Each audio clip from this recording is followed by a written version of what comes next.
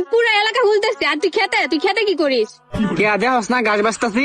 কিরে তুই আমার নাম ধরে রাখতাছ, আবার তুই তুঙ্গার করতাছ। কানে নিচে একটা দে না, বুবা বানায় রাখ।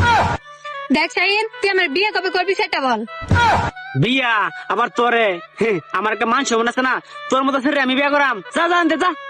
ওরে শালা ঘরে শালা, এতদিন তুই আমার সাথে প্রেম করছ, তোর মান সম্মান গেছে না, এখন তুই আমার বিয়ে করবি, তোর মান সম্মান চলে যাবো। বিষয়টা এমন হলো না যে তুই কাউয়ার কালা বললি।